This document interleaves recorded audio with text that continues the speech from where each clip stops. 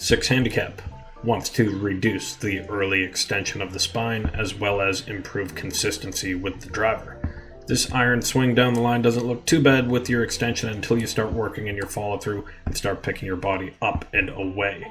That, I believe, is you just trying to create some space for that club to pass through and rotate closed. We're going to see throughout the swing there's a bit of an open face bias that is causing you, I believe, to jump up and create all this room. But let's go back to your setup and give you a couple things here. First, lower body looks fine with the knee flex. Bend from the waist angle could be more upright, and that should help alleviate some of this roundedness in the upper back. If you do all that as well, it's going to lift your hands up and raise that shaft angle to be a bit more upright.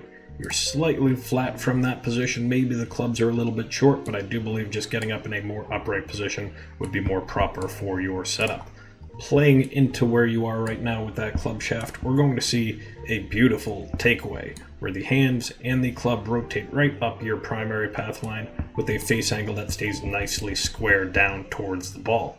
The rotation continues on path as you continue up to the top, but you get a little bit long and cupped with that left wrist, which is your real call to action for this lesson.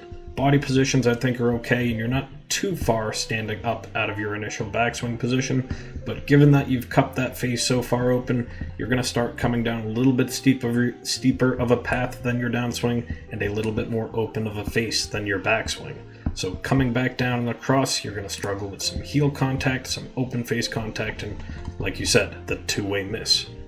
Now this video cuts out beyond that point, so we're going to jump over to your driver, where the camera is a bit lower on the ground, but we're going to see a lot of similarities. Standing up a bit taller is required, but here we will see the change when the camera's on the ground. It's going to make that club path look like it's way upright on the backswing. I do believe that just the camera angle itself would prove, if it were hand or hip height, that club is riding right up the line the same way it did in your iron video. But at the top, we're going to see a similar move, if not even longer, more cupped, more open at the top. You're managing to look like the face is still squared there, but just an over-rotated position will still really open up that face and need it to be closed on the way down.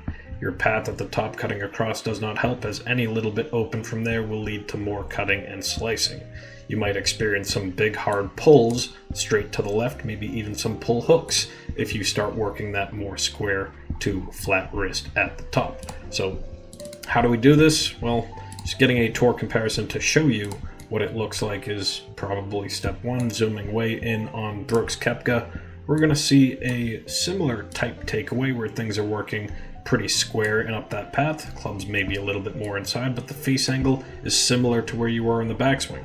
Rotation continues with the upper body, a little bit more quiet in the lower body as the knees remain flexed, but our point to this lesson is that the top angle with the wrist should be more flat to bowed. When we see the wrist in a more bowed position, that club face will be more closed and it's more storage of power and ability to lag that club nicely on the way through. A very rare but powerful position right before P5 is that wrist still maintaining its bowed position, and that face angle, which we're going to see, is still angled down toward the ball. That's going to allow Brooks to really rotate his body around his spine and not feel like he is coming up out of the shot. We're going to see the legs extend, we're going to see what appears to be the spine extend, but really his core is still staying at the same angle all the way through and through. What allows him to do this is the stability of that club face provided by the stability or flatness, bowness of that left wrist. So if we can try to get to the top, at least with your iron swing, we'll jump to the driver for now, but try to get toward the top with your left wrist looking at least more flat for now. Work toward feeling like it's more in a bowed position, and you'll see shots start left, and then you're beginning your journey of fixing your golf swing. Good luck with those changes. Send to swing.com.